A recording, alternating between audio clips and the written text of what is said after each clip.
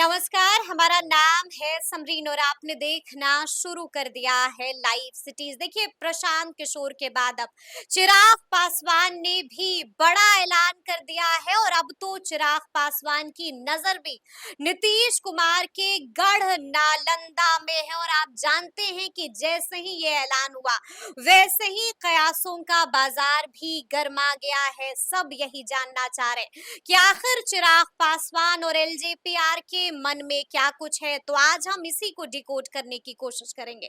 तो एक बार फिर से इस मुद्दे पर खरी खरी बातचीत करने के लिए हमारे साथ सीनियर जर्नलिस्ट रवि उपाध्याय जी हैं। सबसे पहले बहुत शुक्रिया जी, बात आपको भी शुक्रिया। जी। रवि जी, सबसे पहले तो हम आपसे जानना चाहेंगे, आपने देखा होगा कि पहले प्रशांत किशोर ने नालंदा का चुनाव किया था और अब चिराग पासवान की नजर भी नालंदा पर ही टिकी हुई है। बड़ा सवाल और सीधा सवाल है मेरा आपसे कि नालंदा ही क्यों? देखिए, नालंदा नीतीश कुमार का गढ़ है, यह सब लोग जानता है, सर्वविदित है, इसमें कहीं कोई छुपा-छुपी की बात नहीं है। और राष्ट्रीय माने वो राष्ट्रीय अध्यक्ष हैं नीतीश कुमार, जनता दल यूनाइटेड के, मुख्यमंत्री तो हैं ही हैं।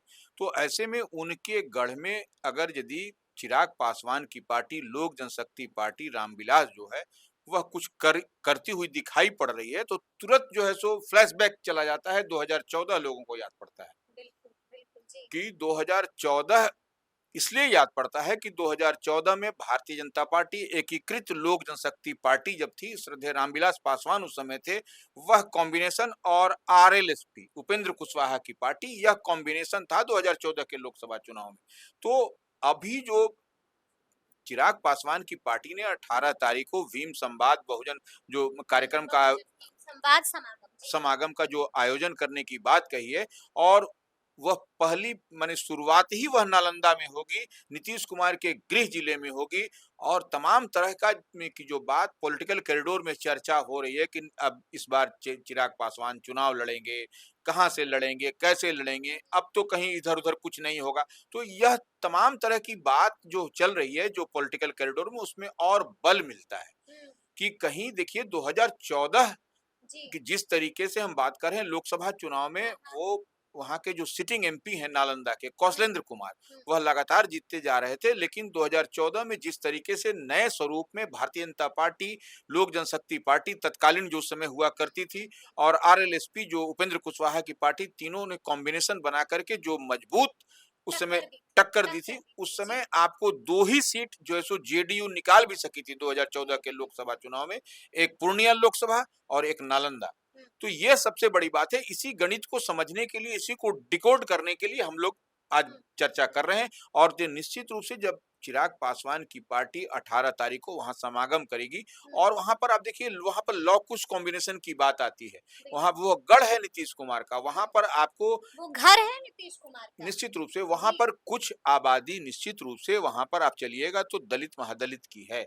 लेकिन वह नीतीश कुमार का जो सामाजिक समीकरण होता है, उसको आप ध्वस्त नहीं कर पाते हैं, यह सबसे बड़ी बात। और लंबे समय से वह देखा भी जा रहा है, जिस जो भी चुनाव हो, विधानसभा का, लोकसभा का, तो वो उनका नीतीश कुमार का अपना कॉम्बिनेशन नालंदा जिले में इंटैक्ट रहता है। हम्म, ये सबसे बड़ी बात है, इसीलिए उनकी चमक और धमक नीतीश कुमार की वहां पर है। तो इस बार यहाँ पर विधानसभा का आम चुनाव हो रहा है 2025 में, और नीतीश कुमार के गढ़ में आप अगर यदि एनडीए के अलायंस पार्टनर भी हैं, तो वहां से आपको एक सीट भी इधर-उधर मिलती हुई नहीं दिखाई पड़ रही है। बिल्कुल। क्योंकि आप देख रहे हैं, यानी कि इस सीट से कॉम्प्रोमाइज कतई नहीं करेंगे नीतीश कुमार। देखिए नीतीश कुमार करेंगे भी कैसे? वहां पर आप देख लीजिए ना कि एनडीए है और बीजेपी है, ये दोनों कॉम्बिनेशन में है, तो उस कॉम्बिनेशन से इतर आपका कैसे, आपको किसी को सिटिंग सीट को हटा करके तो आपको नहीं देगा। यह बात तो तय मान के चलिए। तो यह वहां से शुरुआत करने का समागम जो किया जा रहा है, यह समझ से परे है। समझ से परे है। निश्चित लेकिन रूप हम आपसे समझना चाहेंगे रवि जी कि आखिर चाहते क्या है चिराग पासवान? चाहता क्या है एलजेपीआर? क्योंकि कुछ वक्त पहले हमने वो भी तस्वीर देखी थी और वो तस्वीर हम हमारे व्यूअर्स को भी दिखाएंगे कि अरुण भारती भी नालंदा पहुंचे हुए थे और बाजाबता वहां पर मीटिंग भी कर रहे थे, जिसके बाद ये निर्णय लिया गया है। नहीं, देखिए, लोक जनशक्ति पार्टी रामविलास की ओर से सब कोई कहीं पर भी जाके मीटिंग सीटिंग कर हम्म, सकता है, उसमें कोई दिक्कत नहीं है। और एनडीए की मजबूती की जब बात होगी तो वह लेकिन अब जो हम लोग पॉलिटिकल कॉरिडोर में यही चर्चा है कि हम्म, जो बीते दिन जो जिस तरीके से बात कही जा रही है कि चिराग पासवान की पार्टी चिराग पासवान स्वयं उम्मीदवार होंगे, विधानसभा का चुनाव लड़ेंगे। तो बड़ी जिम्मेदारी बिहार में हाँ, संभालेंगे। बड़ी ज़िम्मेदारी सँभालेंगे, तो यह सब कई तरीके की ब आप डॉट से डॉट मिलाइएगा तो कुछ न कुछ अद्भुत होता हुआ दिखाई पड़ रहा है, जो कि सब कुछ सामान्य नहीं दिखाई पड़ता है। सामान्य सब कुछ दिखाई नहीं पड़ रहा है, लेकिन अब हम आपसे यही जानना चाहेंगे कि आपको क्या लगता है रवि जी, क्या वाकई में चिराग पासवान इस्तीफा देंगे? क्या वाकई में चिराग पासवान विधानसभा चुनाव लड़ेंगे? देखिए, एक शब्द में, एक लाइन में हम बता दें, चिराग पासवान न इस्तीफा देने जा रहे हैं, हाँ, हाँ। न 2025 में विधानसभा का चुनाव लड़ने जा रहे हैं। नहीं लड़ेंगे विधानसभा का लड़ेंगे चुनाव। नहीं लड़ेंगे, न इस्तीफा देंगे केंद्रीय मंत्रिमंडल से। हाँ, वो उनकी पार्टी को अपनी मजबूती करने के लिए वो अंतिम दम तक प्रयास करेंगे, क्योंकि देखिए लोक जनशक्ति पार्टी जो उनकी पार्टी है, यह नाम, यह टैग जो है सो उनके श्रद्धेय पिताश्री रामविलास पासवान ने दिया है। इस बात को वो कभी भी, आप देखिए कई तरह की कयासबाजी हो रही थी कि वह पार्टी का विलय कर लेंगे। हम शुरू से कह रहे थे न पार्टी का विलय होगा, न नाम इधर-उधर होगा, क्योंकि उनके पिताश्री की यही वही है उनके साथ में। कोई पहचान और आपसे बात भी हुई थी हाँ, वो चिराग की? नहीं, नहीं, वो तो अलग विषय है, वो जी। देखिए, लेकिन एक चीज़ बता दीजिए, पार्टी न इधर टूटेगी, न इधर विलय होगा, और चिराग पासवान 2025 का विधानसभा चुनाव नहीं लड़ने जा रहे हैं, इतनी बात तय मान के चलिए, और न इस्तीफा देने जाएँगे। कई लोगों के मन में गुलगुल्ले फुटफुल्ले फूट रहे हैं कि चिराग पासवान इस्तीफा देंगे तो हमारे लिए स्पेस बनेगा, हमारे लिए स्पेस बनेगा। यह सब कुछ नहीं होता हुआ दिखाई पड़ रहा है, और कहें तो उनकी पार्टी में ही कुछ लोगों को यह सब दिखाई पड़ रहा है जी, कि जी, अगर जी। चिराग पासवान इस्तीफा देंगे और यह स्पेस बनेगा तो उनके लिए यह उचित होगा। लेकिन चिराग पासवान ऐसा नहीं करने जा रहे हैं, यह बात को नोट कर लीजिए, लिख लीजिए इस बात हुँ, को।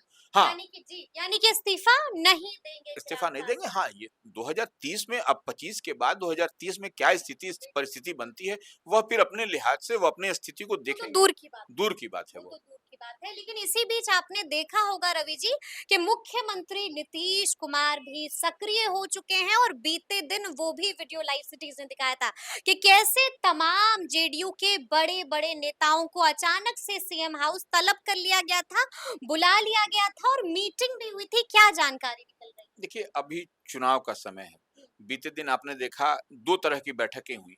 आज जो सो भारतीय जनता पार्टी कोटे से जितने मंत्री थे, उनके साथ में नीतीश कुमार ने बात की है। उससे पहले आपने देखा कि बीते दिन मुख्यमंत्री आवास में ही, उसी स्थल पर, उसी जगह पर, वो जेडीयू के तमाम जो मीडिया सेल के हैं, जो प्रवक्ता हैं, उनके साथ में बैठकें हुई। सब उन लोगों को असाइन भी कर दिया गया क्या करना है, 2 दिन का शिविर चलेगा। जी। अब जो है सो जो मंत्री हैं, जो नीतीश कैबिनेट के मिनिस्टर हैं, उनके साथ में निश्चित रूप से एक बड़ी तैयारी, देखिए 2025 में विधानसभा का आम चुनाव हो रहा है, और जितनी तरह की झोल-झाल की बात हो रही है, सबको तो एकदम पूरी तरह से ठोक ठठा करके वो नीतीश कुमार तैयार कर रहे हैं कि चुनाव में क्या-क्या करना है, और कहीं पर भी चूक-भूल नहीं होनी है। तो एक-एक बात को बिंदुवार ढंग से समझने की ज़रूरत है, और नीतीश कुमार एनडीए में बड़ा चेहरा है बिहार में, और वही राष्ट्रीय अध्यक्ष भी हैं पार्टी की, मुख्यमंत्री के अलावा। तो यह उनकी हर बात पर एक-एक पॉइंट, जो-जो बात कर रहे हैं, जो-जो जहाँ-जहाँ कह रहे हैं, उस पर आपको एनडीए पूरी मुस्तैदी के साथ उस पर अमल करता हुआ दिखाई पड़ेगा। यानी कि आप कह रहे हैं कि एनडीए भी पूरी तरह से मुस्तैद हो चुका है, पूरी तरह से सक्रिय हो चुका है, लेकिन हमें वो खबर नहीं भूलनी चाहिए। रवि जी, आपने ही बताया था कि एनडीए में दरार पड़ सकती है। कई ऐसे घटक दल हैं एनडीए के भीतर जो वहां पर खुश नहीं है, जो संपर्क कर रहे हैं महागठबंधन से। देखिए, आज भारतीय जनता पार्टी की भी बड़ी बैठक चल रही है प्रदेश कार्यालय में। एक बात समझिए, इधर नीतीश कुमार की बैठक हुई, इधर भारतीय जनता पार्टी के प्रदेश कार्यालय में बड़ी बैठक। तो ये, और बीते दिन जिस तरीके से महागठबंधन इंडिया ब्लॉक की जो बैठक हुई थी, उसमें भी आपने देखा कि कुछ एनडीए से इधर आने वाले हैं, उनके लिए इंतजार किया जा रहा है। इंतजार वह किया जा रहा अब कौन वो चेहरे हैं, क्या होगा, यह जो खेल जो दिखाई पड़ रहा है, तो कुछ न कुछ इसी को हम लोग आगे चल करके, आपको समय आएगा, समय बताएगा, देखते चलिएगा। चुनाव से पहले जो तैयारी है महागठबंधन में कि उधर से आएँगे, इसीलिए सीट में भी कुछ सीट उन लोगों के लिए भी रखा गया है। कुछ सीट रखी जा रही है, इसीलिए सीट शेयरिंग पर अभी फाइनल बात नहीं हाँ, हुई है। सीट शेयरिंग देखिए, मोटा-मोटी तो रफ स्केच तो है हाँ। कि कहाँ आपको कितना-कितना मिलेगा, लेकिन फुल एंड फाइनल अब जब उधर से एंट्री जो खुली हुई है, तो यह जब इन और आउट, जब इन हो जाइएगा, उसके बाद जब आउट का जब बंद हो जाएगा, एग्जिट नहीं करने मिलेगा, तब जो है सो सब कुछ आपको समझ में आ जाएगा सीट पर, महागठबंधन में। सब कुछ तब समझ में आ जाएगा, तो अब देखना होगा कि आगे आगे क्या कुछ होता है। तो फिर ये पूरी बातचीत और पूरी जानकारी आपको कैसी लगी है, कमेंट करके हमें जरूर बताइएगा। तो ऐसे तमाम अपडेट्स के लिए बिल्कुल ऐसे ही हमारे साथ बने रहिएगा और देखते रहिएगा लाइव सिटीज। बहुत शुक्रिया।